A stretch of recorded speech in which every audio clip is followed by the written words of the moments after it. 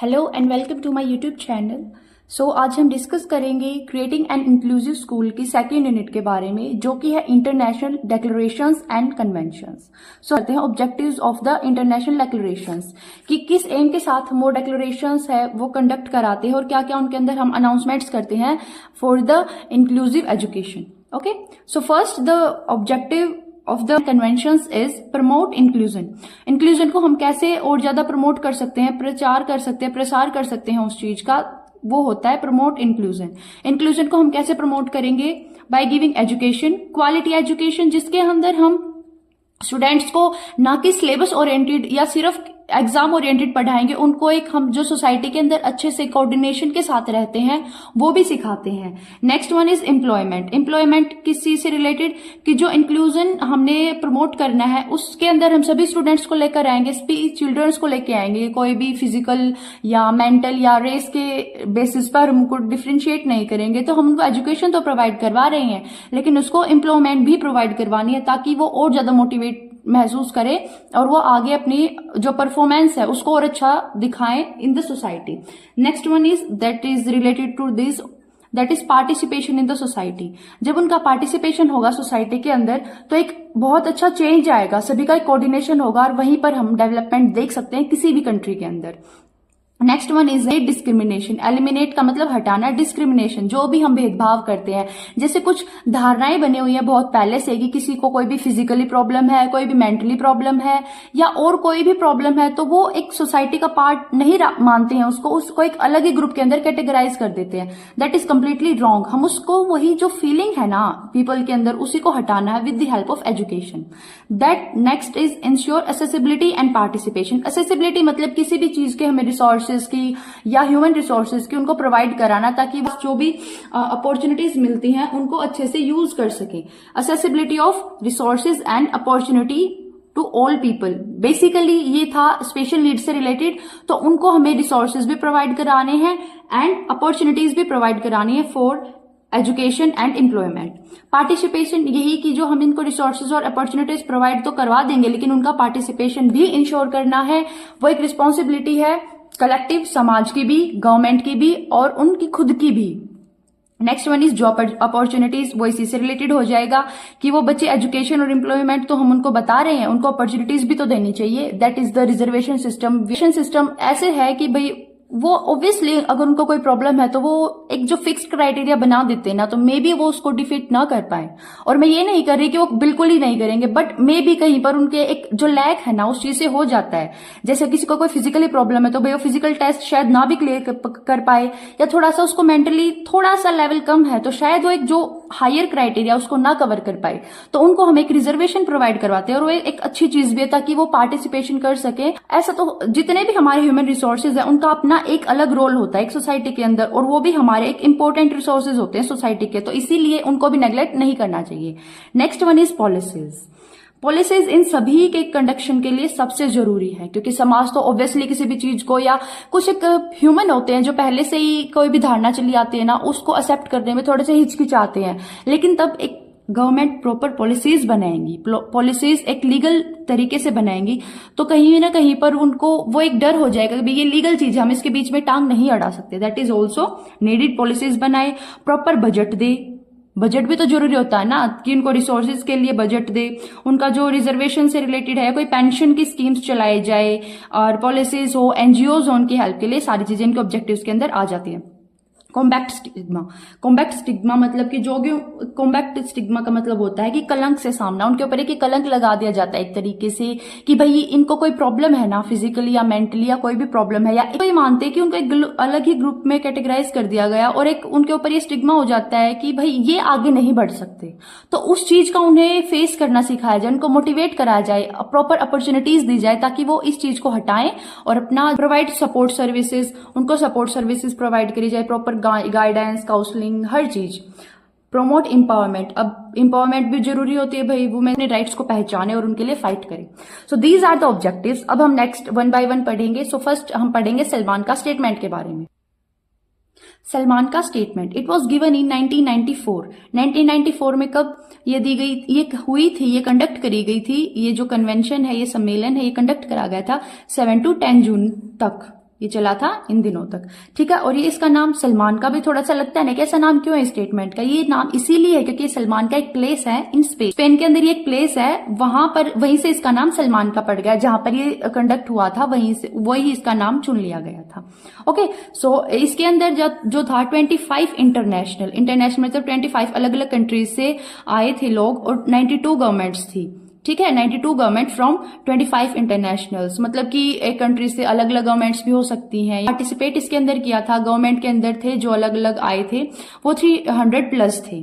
Okay, it was the basic information about the Salman का statement. ये आपके एग्जाम्स में, कॉम्पिटिटिव एग्जाम्स में भी पूछ सकता है, सो इसको याद रखना।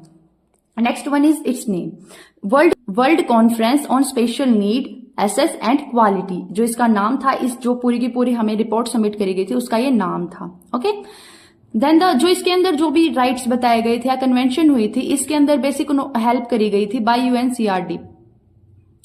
यूएनसीआरपीडी, ठीक है। जो एक मेन एक स्पॉन्सर करा गया था वो इनके द्वारा करा गया था, यूएनसीआरपीडी के द्वारा। ओके, सो इसके अंदर जो हमने राइट्स बताए थे या जो भी हमने फ्रेमवर्क एक्शंस लिए थे वो एक इसको ध्यान में रखते हुए लिए गए थे। Universal declaration of human rights which was established in 1948। तो इसके अंदर बताया जाता है कि यूनिवर्सल राइट्स क्या होते हैं। ओके, जैसे राइट ऑफ लाइफ, ये चीजें इसके अंदर है, वो एक अलग टॉपिक है, हम उसके बारे में बाद में जानेंगे। तो फर्स्ट पॉइंट इज सलमान का स्टेटमेंट कब हुई थी, 7 to 10 जून तक हुई थी 1994 के अंदर। It was conducted by Spain government with other countries and इसके अंदर 25 इंटरनेशनल आए थे, लाइक इंटरनेशनल गवर्नमेंट्स आई थी जिनकी जो नंबरिंग थी, जो सलमान का स्टेटमेंट थी उसके अंदर 25 इंटरनेशनल आए थे जिनकी 92 गवर्नमेंट्स थी और जो मेंबर पार्टिसिपेट करा था जिन्होंने वो थे 300 प्लस। ओके, जो इसका जो रिपोर्ट का नाम था that was World Conference on Special Need Education Access and Quality. Next one is जो इसके अंदर हमने फ्रेमवर्क बनाया था या जो हमने राइट बताए थे वो according to Universal Declaration Human Rights के अकॉर्डिंग बताए थे, ठीक है। ये आपके फर्स्ट पॉइंट कब हुई थी, इसके अंदर कितने मेंबर्स थे, second point. Third point is world, जो इसका नाम था रिपोर्ट का वो क्या नाम था। Fourth point is universal declaration of human rights, इससे ली गई थी।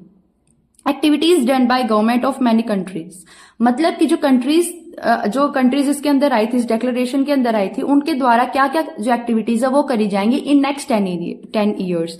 ये एक 10 ईयर्स प्लान करा गया था कि हम 10 ईयर्स में ये चेंजेस लेके आएंगे सोसाइटी के अंदर जो कि हेल्पफुल होंगे for the inclusive education. Okay, so this was related to the activities in delegates agreed on the new statement on the education for disabled children called inclusion. Inclusion word जो आया था वो यहाँ था इस स्टेटमेंट के अंदर। जो डेलीगेट्स थे, जो पार्टिसिपेंट्स थे, वो एग्री करे थे न्यू स्टेटमेंट के ऊपर, जिसके अंदर उन्होंने बताया था education for all disabled children, जो एजुकेशन है वो सभी डिसेबल्ड चिल्ड्रंस को दी जाएगी, उसको हम बोलेंगे इंक्लूजन। ओके, इसको हम framework of action on special needs education भी बोलते हैं, जिसके अंदर कुछ पॉइंट्स है जैसे school should accommodate all children without any discrimination, कि जो स्कूल्स हैं जहां पर बच्चे एजुकेशन लेते हैं वहां पर वो साथ देगा और किसी भी बच्चे को डिस्क्रिमिनेशन का सामना न करना पड़े, वो बिना किसी डिस्क्रिमिनेशन के, that can B physical, mental और कोई भी कास्ट या कोई भी रेस से रिलेटेड कोई भी डिस्क्रिमिनेशन फेस ना करनी पड़े किसी भी बच्चे को इन द स्कूल, और स्कूल इसी चीज का ध्यान रखेगा। अगर ऐसा होता है तो ऑब्वियसली उनको पनिश किया जाएगा। Next one is every educational policy should include provisions for the disables. ये बताया गया था इस डिक्लेरेशन के अंदर कि जितनी भी एजुकेशन पॉलिसीज आती है ना किसी भी कंट्री के अंदर, किसी भी नेशन के अंदर या कोई भी स्टेट पब्लिश करता है तो उसके अंदर प्रोविजंस होंगे फॉर द डिसेबल्स ऑल्सो, कि जो डिसेबल बच्चे हैं या डिसेबल चिल्ड्रन है उनके लिए भी कोई ना कोई प्रोविजन जरूर होगा that can be related to the resources, opportunities and special criterias also. And this is the last that is the main school for all, की जो स्कूल के लिए है और उसके अंदर कोई भी डिस्क्रिमिनेशन नहीं होगा, क्योंकि ऑब्वियसली जो स्कूल है हमारा एक स्टार्टिंग इंटरेक्शन फेज होता है लाइफ के अंदर, और बच्चा मैक्सिमम जो उसका अपना टाइम होता है वो स्कूल के अंदर ही पास करता है, पास आउट होता है वहां से जो बेसिक चीज है वो सीखता है। नर्सरी टू 12th तक इतने साल बिताता बच्चा स्कूल के अंदर, तो जो स्कूल है ना उसको ही यहाँ का ध्यान रखना चाहिए बच्चों के लिए कि उनके अंदर किसी भी चीज की डिस्क्रिमिनेशन की भावना ना आए किसी को लेकर भी, या कोई भी मतलब इस तरीके की भावना है कि भाई ये डिसेबल है ये कुछ नहीं कर सकता, बल्कि उनको एक अच्छी एजुकेशन दे, क्वालिटी एजुकेशन, जिससे बच्चा कोऑर्डिनेशन सीखे और हेल्प हेल्प करना सीखे, उनके अंदर मोरल डेवलपमेंट हो। So this were the point. अब हम इनको वन बाय वन डिटेल में पढ़ते हैं। Framework of action comprises the following sections, मतलब कि कुछ सेक्शंस डिवाइड करे गए थे इस फ्रेमवर्क के अंदर, वो आपको बताते हैं किसका क्या रोल होगा।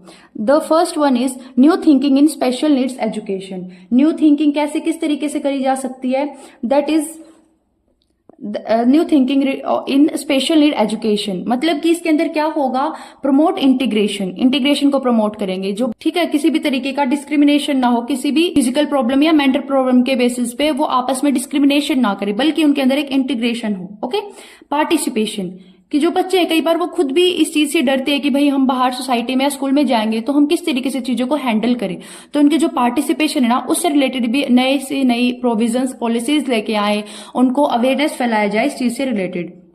एंड सपोर्ट सर्विसेज, ऑब्वियसली उनको कुछ स्पेशल चीजों की जरूरत होती है, रिसोर्सेज की जरूरत होती है, तो उनके लिए सपोर्ट सर्विसेज लेकर आई जाए, इनके लिए हमें रिसोर्सेज की जरूरत होगी। Then economic support, also economic support. अब ये जो रिसोर्सेज हैं उनके लिए भाई पेरेंट्स के पास में भी ना भी हो पैसे, तो गवर्नमेंट उनका एक इकोनॉमिक सपोर्ट भी प्रोवाइड करवा सकती है एक क्राइटेरिया के रिलेटेड।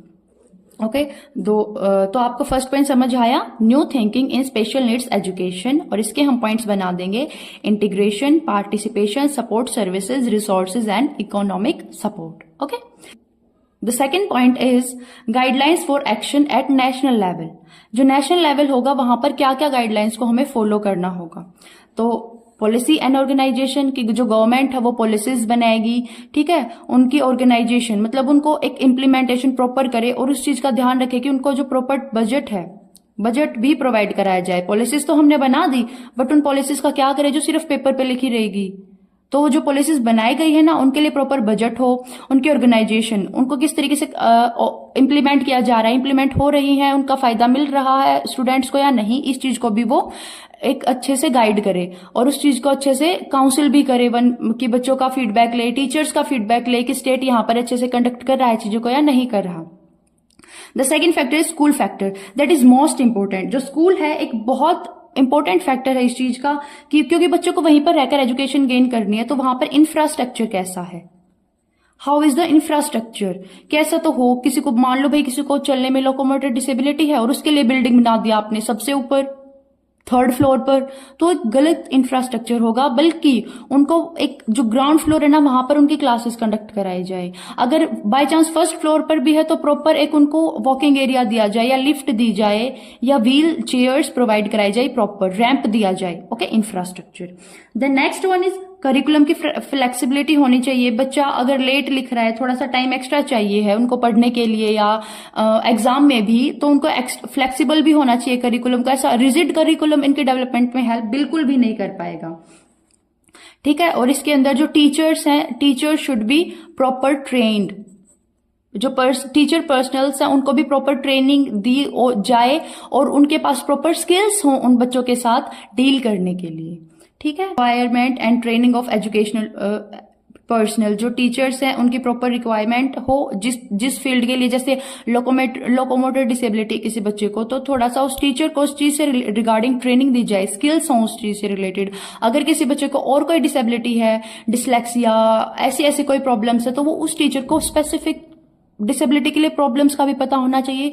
और जो एक टीचर है, जनरल टीचर है, उसको भी इस चीज से प्रॉपर एक उस चीज का इंट्रोडक्शन तो पता ही हो कि ये क्या, किस चीज से हम उसको टैकल कर सकते हैं, कैसे इस चीज को हम पहले ही उस चीज को जान करके उसका सोल्यूशन दे सकते हैं बच्चों को। Next one is external support services. External support services के अंदर क्या आ जाएगा, जो प्रोविजंस बनाए गए हैं, एनजीओज आ जाएंगे आपके इसके अंदर, साइकोलॉजिस्ट, टीचर आ जाएंगे आपके अंदर, जो स्कूल अपने तरफ से लेकर आए उनको बच्चों को हेल्प करने के लिए, plus speech therapist for the speech के लिए। कई बार बच्चों को बोलने में प्रॉब्लम होती है ना, तो उनके लिए स्पीच थेरेपिस्ट आएंगे, ठीक है। ये इनके पॉइंट्स हो गए। एक्सटर्नल सपोर्ट सर्विसेज, एनजीओज हो सकते हैं, साइकोलॉजिस्ट हो सकते हैं, स्पीच थेरेपिस्ट हो सकते हैं। Okay, next one is priority areas. Priority areas मतलब अर्ली चाइल्डहुड एजुकेशन। मतलब कई बार है ना, कुछ प्रॉब्लम्स हम अगर ध्यान दें टीचर्स या पेरेंट्स, वो अर्ली डिटेक्शन उनका हो सकता है, बट वही है ना, उस चीज के बारे में इंफॉर्मेशन नहीं होती। तो इसलिए बच्चे की जो अर्ली एजुकेशन है ना, उसको भी अच्छे से वेरीफाई करा जाए और वहां पर भी बच्चे का अच्छे से ध्यान रखा जाए, ताकि हम उस चीज को जल्दी पहले ही पहचान लें और उसको टैकल कर सके। एंड इसके अंदर ही आ जाएगा गर्ल्स एजुकेशन भी। गर्ल्स एजुकेशन भी एक इंपॉर्टेंट पार्ट है। प्रिपरेशंस फॉर अडल्ट लाइफ की, उन बच्चों का एजुकेशन तो दे दी हमने, लेकिन उनकी कुछ अर्ली जो वहां पर नेक्स्ट जो उनकी फर्दर फ्यूचर लाइफ है, अडल्ट लाइफ है, उससे रिलेटेड भी उनका एजुकेशन देनी चाहिए। Preparation for the adult life. Okay, next one is community perspective. Community perspective भी यही कि सोसाइटी भी उनको प्रॉपर सपोर्ट करवाए कि हाँ ये बच्चे पढ़ सकते हैं, जो भी ले सकते हैं। कम्युनिटी का इन्वॉल्वमेंट होना चाहिए, कुछ ऑर्गेनाइजेशंस होनी चाहिए जो बच्चों को सपोर्ट करती हैं, एंड पेरेंटल सपोर्ट भी होना चाहिए, क्योंकि कई बार पेरेंट्स ही अपने बच्चे को इस चीज में सपोर्ट नहीं करते हैं। Okay, next one is resource requirements. वही कि जो फाइनेंशियल रिसोर्सेज हैं, फाइनेंशियल रिसोर्सेज दी जाएं टीचर्स स्कूल्स को भी, ताकि वो और ज्यादा इस चीज को इम्प्लीमेंट कर सके और बच्चों का इन्वॉल्वमेंट कर सके। स्पेशलाइज्ड इंस्टीट्यूट्स हो सकते हैं जहां पर उनको, जो स्पेशल चाइल्ड्स हैं, उनको प्रॉपर थेरेपीज दी जाए, देन उनको नॉर्मल स्कूल्स या जनरल स्कूल्स में लेकर आया जाए, ताकि वो अच्छे से वहां पर रह सके और अपनी एजुकेशन को ले सके।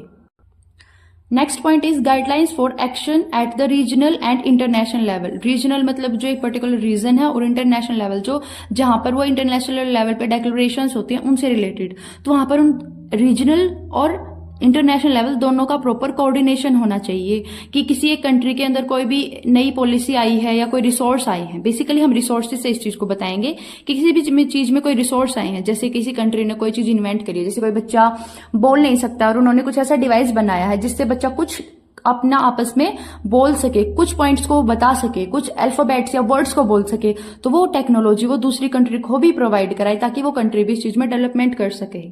ठीक है, इस तरीके से टेक्निकल असिस्टेंट हो सकता है, policy, programmes, training, health related कुछ जो उन्होंने इन्वेंशन करा है वो हो सकता है। एडवांस ट्रेनिंग सेमिनार्स कंडक्ट करा सकते हैं हम इंटरनेशनल लेवल के ऊपर। Okay, and the next one is world Conference on education for all sponsored by, कि वहां पर जो मेन रोल था वो किस किस का था।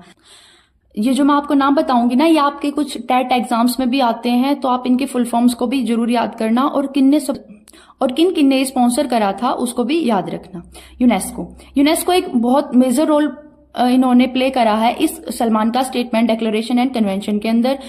इन्होंने ये अच्छे से जैसे ऑर्गेनाइजेशन का ध्यान रखा है और इनको स्पॉन्सर करा है, इसलिए इनका एक मेन रोल है इसके अंदर। सो यूनेस्को की फुल फॉर्म होगी the United Nations Educational, Scientific and Cultural Organization, इन्होंने स्पॉन्सर करा।